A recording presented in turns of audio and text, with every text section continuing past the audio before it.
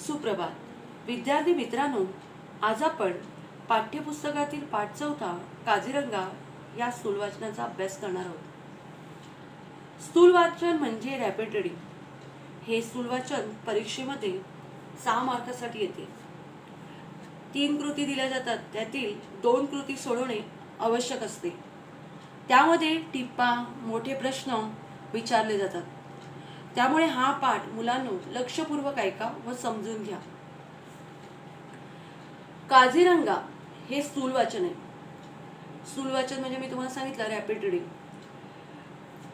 लेखक वसंत अवसरे यांनी हा पाठ लिहिला आहे। आता आपण पाठाची पार्श्वभूमी पाहूया।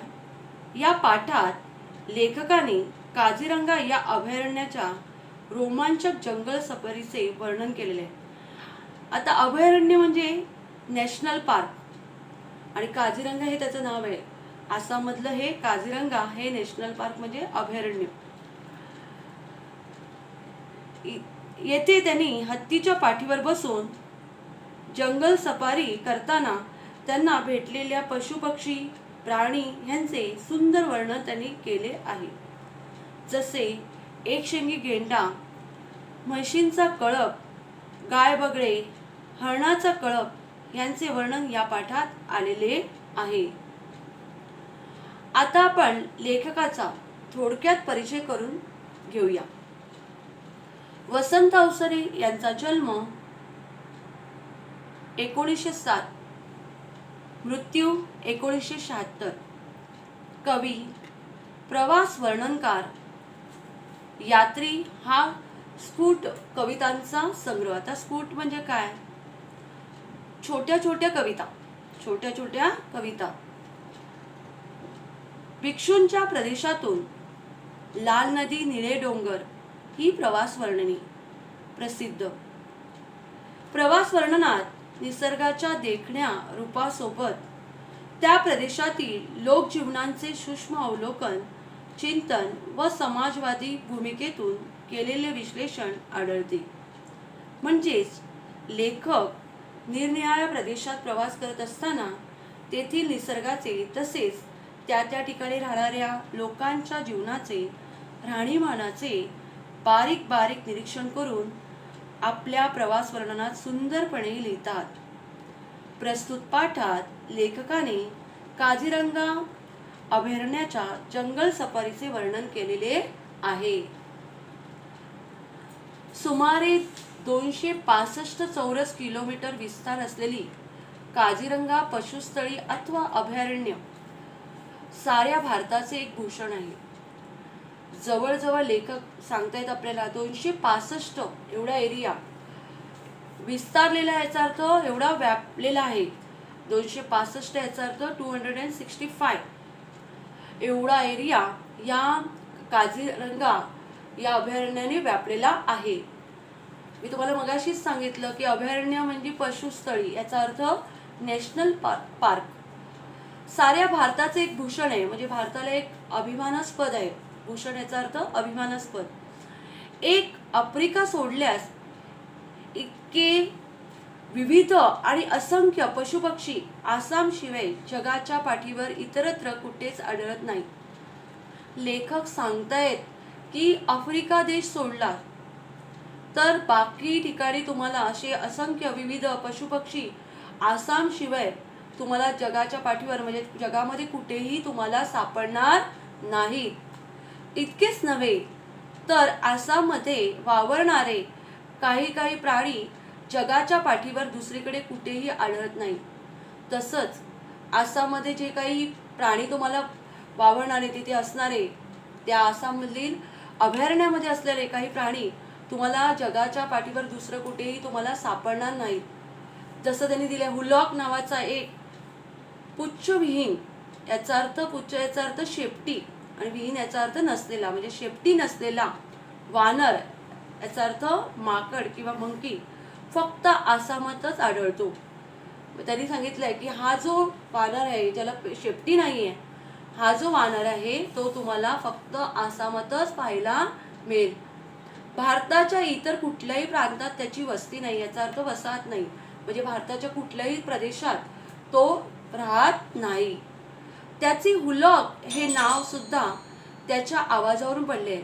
आणि त्याचं हे हुलॉक जे त्याला नाव दिलेलं आहे, त्या वानराचं नाव हुलॉक, हे नाव कशावरून पडलेलं आहे त्याचं, तर त्याच्या आवाजावरून ते नाव पडलेलं आहे हुलॉक. पुढे बघा मुलांनो, पुढच्या परिच्छेदामध्ये आसामचे वैशिष्ट्य दाखवणारा दुसरा प्राणी. पहिला प्राणी आपण पाहिला की हुलॉक म्हणजे वानर. दुसरा प्राणी म्हणजे एक शिंगी गेंडा. आता गेंडा म्हणजे काय, तर तुम्हाला मी सांगितलं की गेंडा आपण त्याला इंग्लिशमध्ये तुम्ही त्याला काय म्हणतात, रायनो. राज्य सरकारचे प्रतीक म्हणून आसामात ठिकठिकाणी त्याचे पुतळे उभारलेले आढळतात. आता तिकडच्या राज्य सरकारने त्याला सिम्बॉल, प्रतीक म्हणजे सिम्बॉल म्हणून आसामात ठिकठिकाणी त्याचे आपण म्हणतो स्टॅच्यू म्हणजे पुतळे उभारलेले आढळतात. मग कुणी म्हणेल, त्याला पाहिलं तर कुणी म्हणेल हा अगदी निर्बुद्ध. निर्बुद्ध याचा अर्थ काय, तर बुद्धी नसलेला प्राणी वाटतो त्याकडे पाहिलं तर. एखाद्या राज्याचे प्रतीक म्हणून का पसंत केला जावा, म्हणजे त्याला एखाद्या राज्याचं प्रतीक म्हणजे सिम्बॉल म्हणून का पसंत केला असेल. हा दिसायला तर कसा दिसतो, एकदम निर्बुद्ध, बुद्धी नसलेला दिसतो. पण प्रथमदर्शनी वाटतो तितका हा प्राणी टाकाऊ नाही. प्रथमदर्शनी जर तुम्ही त्याला पाहिलं तर तितका हा प्राणी टाकाऊ नाही. का तर बघा, कोणातरी इंग्रज कवीने गेंड्यावर एक लहानशी कविता करून तो माणसापेक्षा कसा श्रेष्ठ आहे ते दाखवले. म्हणजे एका इंग्रज कवीने या गेंड्यावर एक लहानशी कविता केलेली आहे आणि ती लहानशी कवितेमध्ये, त्या कवितेमध्ये त्याने सांगितलंय की तो माणसापेक्षा कसा श्रेष्ठ आहे, हे त्यांनी त्या कवितेमध्ये आपल्याला दाखवलंय. आता पुढे बघा, एखाद्याचा पुतळा पाहणे आणि त्याला प्रत्यक्ष पाहणे यात फार फरक असतो. तुम्ही एखाद्याचा पुतळा बघितला आणि एखाद्याचा पुतळा पाहणे आणि त्याला प्रत्यक्ष पाहणे यात फार फरक असतो. तुम्ही जर एखाद्याचा पुतळा बघितला आणि प्रत्यक्ष जर त्याला पाहिलं तर खरोखरच त्याच्यामध्ये आपल्याला फरक दिसतो. मी तर गेंडा व त्यांच्याबरोबर आसामातले इतर पशुपक्षीही प्रत्यक्ष व जवळून पाहण्याची संधी मिळावी म्हणून काझीरंगाला आलो होतो. लेखक सांगतायत, मला गेंडा आणि त्याच्याबरोबर जे आसामामध्ये पशुपक्षी आहेत, जे प्राणी पक्षी आहेत, त्यांना प्रत्यक्ष जवळून पाहायचं होतं म्हणून लेखक सांगतात मी काझीरंगाला आलो होतो. अशा ठिकाणी वन्य पशु, वन्य याचा अर्थ जंगलातले प्राणी, वन्य पशु याचा अर्थ जंगलातले प्राणी बहुधा सकाळी लवकर अथवा सूर्यास्ताच्या वेळी पाहायला मिळतात. लेखक सांगतात, जर वन्य पशूंना पाहायचं असेल तर एकतर सकाळी लवकर, बहुतेक करून सकाळी लवकर जायला हवं, नाहीतर सूर्यास्त होतो, जेव्हा सूर्य अस्ताला जातो त्यावेळी असे प्राणी पाहायला मिळतात. पुढे बघा, आदल्या रात्री खूप पाऊस पडला होता, तेव्हा सकाळी जर पावसाची भुरभुर चालू राहिली तर जंगलात जाणे कठीण हे मी जाणून होतो. लेखक सांगतात, एक दिवस अगोदर खूप पाऊस पडला होता आणि तेव्हा सकाळी जर असाच पाऊस म्हणजे पावसाची रिपरिप असाच पाऊस पडत राहिला तर काय होईल, जंगलात जाणं फार कठीण होतं हे लेखकाला माहिती होतं. पण माझे नशीब जोरदार होते. लेखक सांगतात, माझं नशीब जोरदार होतं. असं म्हटलं तर नशीब जोरदार असणं म्हणजे काय, की सर्व काही आपल्या मनासारखं होणं. दुसऱ्या दिवशी सकाळी आकाश पूर्णपणे निरभ्र होतं. आता निरभ्र याचा अर्थ काय, की आकाश एकदम स्वच्छ होतं. स्वच्छ म्हणजे कुठलाही एक प्रकार ढग आकाशामध्ये जमले नव्हते. याचा अर्थ असा तुम्ही म्हणता ना, विदाउट क्लाउड्स, असं निरभ्र स्वच्छ असं आकाश होतं. पूर्वेचा वारा पण इतका शांत होता की जंगलात फिरणाऱ्या जनावरांचा आमचा वासही येणे कठीण होते. तुम्हाला माहिती आहे की प्राण्यांना गंध ज्ञान असतं आणि त्यामुळे पूर्वेचा जो वारा होता तो इतका शांत होता. वारा वाहत नसल्यामुळे जंगलात फिरणारी जी जनावरं होती तर लेखक सांगतात आमचा वासही त्यांना येणं कठीण होतं. काझीरंगाची भूमी ही कर्दम भूमी आहे. आता कर्दम भूमी याचा अर्थ काय, तर चिखलाची जमीन. इथल्या कमरे इतक्या चिखलातून फिरणे माणसाला अशक्यच. म्हणजे जी चिखल भूमी असते, चिखला म्हणजे दलदल, चिखलाची भूमी असल्यामुळे आणि ती पण किती चिखल, तो चिखल किती तर कमरे इतका आणि ह्या चिखलातून फिरणं माणसाला तर अशक्यच होतं, म्हणजे शक्य नव्हतं. शिवाय इथे सर्वत्र इतके उंच गवत वाढलेले असते की त्यात हत्तीवर बसलेला माणूसही लपून जातो. लेखक सांगतायत की तिथे ते गवत आहे, ते गवत पण इतकं वाढलेलं असतं की त्याच्या इतकं उंचीचं असतं की हत्तीवर जो बसलेला माणूस आहे तो सुद्धा लपून जातो. म्हणजे हत्तीच्या उंची एवढं हे गवत तिकडे पाहायला मिळतं. त्यामुळे माणसाला, म्हणजे आपण प्रवास करताना तिकडून चिखलातून जाणं, त्या गवतातून जाणं हे माणसाला काही शक्य नाही. प्रवाशांना या जंगलात फिरून आणण्यासाठी आसाम सरकारने 15-20 हत्ती खास शिकून तयार ठेवले होते. मग हा प्रवास करण्यासाठी आसाम सरकारने काय केलं होतं, 15-20 हत्तींना खास शिक्षण दिलं होतं, प्रशिक्षण दिलं होतं की त्या प्रवाशांना जंगलात कसं फिरून आणायचं हे त्यांना प्रशिक्षण दिलं गेलं होतं. त्यामुळे हे हल्ली वन्य पशूंनाही घाबरत नाहीत. हे हल्ली म्हणजे कोण, हे जे प्रशिक्षण दिलेले जे हत्ती आहेत हे सुद्धा आता वन्य पशूंना, याचा अर्थ जंगलात असलेल्या प्राण्यांना आता ते घाबरत नाही. व दाट याचा अर्थ आपण म्हणतो की एकदम असं दाट आहे. दाट याचा अर्थ काय, तर आपण असं म्हणतो की गर्द आहे, गवतातून ते मार्ग काढू शकतात. म्हणजे किती दाट गर्द असं असलं तरी त्यातून हे प्रशिक्षण दिल्यामुळे हे हत्ती त्या गवतातून सुद्धा रस्ता चांगल्या प्रकारे काढू शकतात. साधारणतः असा समज आहे, म्हणजे असं सांगितलं जातं की गेंडा हत्तीच्या अंगावर चालून जातो. असं म्हटलं जातं की हा गेंडा आहे, हा हत्तीच्या अंगावर चालून जातो, याचा अर्थ हल्ला करतो. पण शेजाऱ्याला निष्कारण त्रास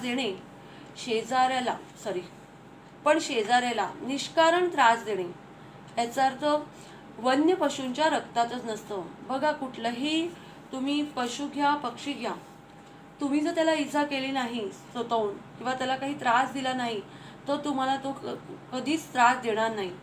आणि ते त्यांच्या रक्तातच नसतं, ही खरी गोष्ट आहे. कारण गेंडा देखील या नियमाला अपवाद नाही, म्हणजे बाधा नाही. तो सुद्धा या वन्य पशूंसारखाच, म्हणजे प्राणी, हा सुद्धा प्राणी असाच आहे की तो त्या नियमाला धरून आहे.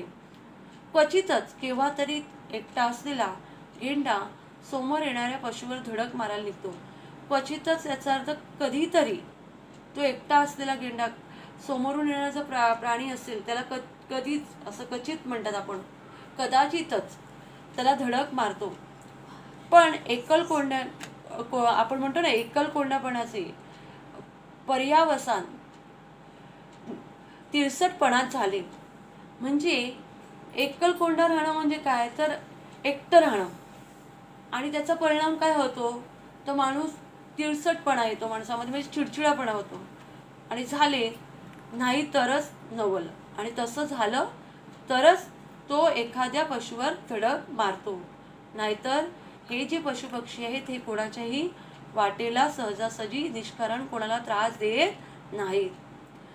जगातील प्रचंड काय प्राण्यात भारतातील एकशिंगी गेंड्याचा 4था नंबर लागतो म्हणतात. म्हणजे जगामध्ये जे प्रचंड काय, असं तुम्ही सांगितलं होतं की प्रचंड काय म्हणजे काय, अवाढव्य, आपण असं म्हणतो की असा भव्य असा आकाराचा देह म्हणजे शरीर, या प्राण्यामध्ये भारतातील एकशिंगी गेंड्याचा 4था नंबर लागतो म्हणतात. पहिल्या तिघात आफ्रिकी हत्ती, भारतीय हत्ती व आफ्रिकेतला सफेद गेंडा यांचा समावेश आहे. आणि पहिल्या तिघामध्ये कोणाकोणाचा समावेश आहे, तर आफ्रिकी हत्ती, भारतीय हत्ती व आफ्रिकेतील सफेद गेंडा यांचा समावेश आहे. आणि 4था नंबर कोणाचा लागतो, तर भारतातील एकशिंगी गेंड्याचा लागतो. पुढे बघा मुलांनो, जंगलात फिरण्यासाठी मला एक हत्तीण मिळाली होती. लेखक सांगतात, मला जंगलात फिरण्यासाठी एक हत्तीण मिळाली होती. तिचे नाव वैजयंती असे होते. तिचं नाव काय होतं, वैजयंती. मोठी देखणी, इंद्राच्या ऐरावताची मुलगी शोभेल अशी होती ती. आता नीट लक्ष द्या. तुम्हाला माहिती आहे, इंद्रदेवाचं वाहन म्हणजे जो हत्ती आहे पांढरा, त्याला ऐरावत असं नाव आहे. आणि त्या ऐरावताची मुलगी शोभेल अशी ती लेखकाला मिळालेली हत्तीण होती. जंगलात फिरण्यासाठी इतकी सुंदर होती की लेखकाने तिच्याकडे पाहिल्यावर लेखकाच्या मनात आलं की इंद्राच्या ऐरावताची मुलगी शोभेल अशी ती दिसत होती. किती सुंदर होती ती.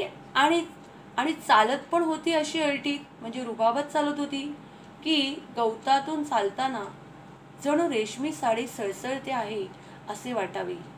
एखादी रेशमी साडी कशी सळसळते, रेशमी साडी म्हणजे आपण म्हणतो सिल्कची साडी असते त्याला म्हणतात रेशमी साडी, ती कशी सळसळ आवाज येतो त्याप्रमाणे ही हत्ती जेव्हा रुबाबात त्या गवतातून चालते तेव्हा ती पण जणू रेशमी साडीसारखी सळसळते आहे असे वाटते. निघाल्यापासून थोड्याच वेळात ती एका जराशा उघड्या ठिकाणी आली. म्हणजे जेव्हापासून ती लेखक त्या हत्तीवर बसले आणि प्रवास सुरू केला तेव्हा ती हत्ती त्या गवतातूनच चालत होती आणि जराशा उघड्या ठिकाणी आली, म्हणजे तिथे गवत नाही अशा ठिकाणी ती आली. आणि माहुताने, आता माहुत म्हणजे कोण, तो तुम्हाला माहिती आहे, जी हत्तीची निगराणी करतो, तिला प्रशिक्षण देतो, किंवा हत्तीचं आपण म्हणतो हत्ती चालवणारा, त्याला पण माहुत म्हणतात. आणि माहुताने खूण याचा अर्थ काय, इशारा केल्याबरोबर उभी राहिली. आणि जेव्हा माहुताने त्या हत्तीनेला इशारा केला तेव्हा ती उभी राहिली. समोरच आमच्या जवळ एक गेंडा अगदी निश्चल उभा होता, म्हणजे आपण म्हणतो स्तब्ध असावं. निश्चल याचा अर्थ स्तब्ध उभा. चिलखत घालून पहाऱ्यावर उभ्या असलेल्या एखाद्या विशालकाय योद्धासारखा. आता चिलखत याचा अर्थ काय, तर तुम्हाला माहिती आहे की युद्धात मार लागू नये याकरता परिधान केलेले धातूचे वस्त्र घालून एक पहाऱ्यावर उभ्या असलेल्या एखाद्या विशालकाय याचा अर्थ भव्य आकाराचा ध्येय, आणि योद्धासारखा म्हणजे सैनिकासारखा. जराशी मान हालून त्याने आमच्याकडे पाहिले व मनात नक्की केले की आपली जागा सोडून मागे पुढे होण्याची जरुरी नाही. त्याने आमच्याकडे जराशी मान हलवली आणि त्याने आमच्याकडे पाहिलं, लेखक सांगतात, आणि त्याने मनामध्ये असं ठाम निश्चय केला, नक्की केलं की काय मागे पुढे होण्याची काही गरज नाहीये.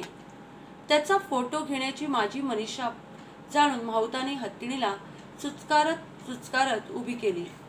म्हणजे मनीषा याचा अर्थ काय, इच्छा. माहुताला माहिती होतं की मला या गेंड्याचे फोटो काढायचे आहेत, आणि ती माझी इच्छा पाहून हत्तीणीला त्याने काय केलं, चुचकारत या शब्दाचा अर्थ नीट समजून घ्या. तोंडाने विशिष्ट आवाज करत संवाद साधले.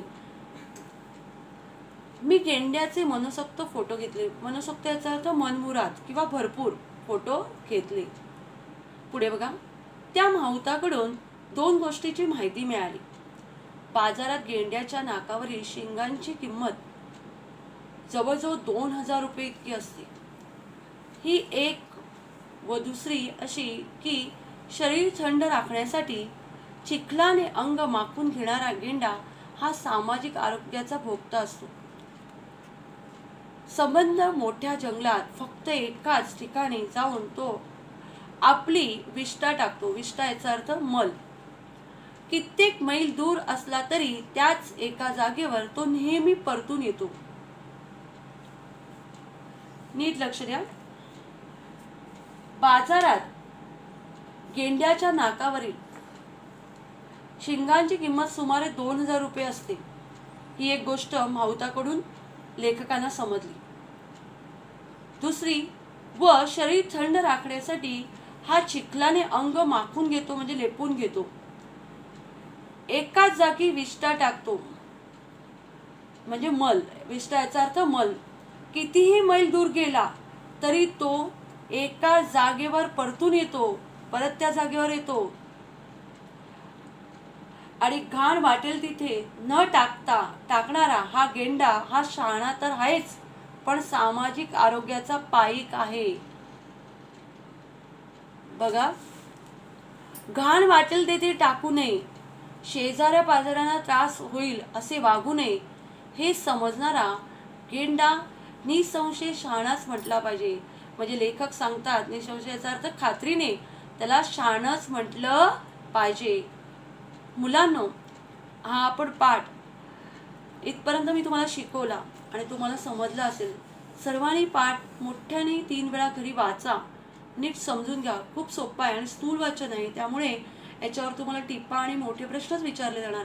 त्यामुळे ह्या टिप्पा आणि हे मोठे प्रश्न तुम्हाला व्यवस्थित सर्वांना पाठ करावे लागणार आहेत. त्यामुळे हा धडा पहिला व्यवस्थित वाचा, सर्व अर्थ मी सांगितल्याप्रमाणे समजून घ्या आणि पुढचा जो पाठ आहे ते आपण पुढच्या लेक्चरला पाहणार आहेत. तुम्ही सर्वांनी शांतपणे ऐकला आणि समजून घेतला त्याबद्दल तुमच्या सर्वांचे धन्यवाद.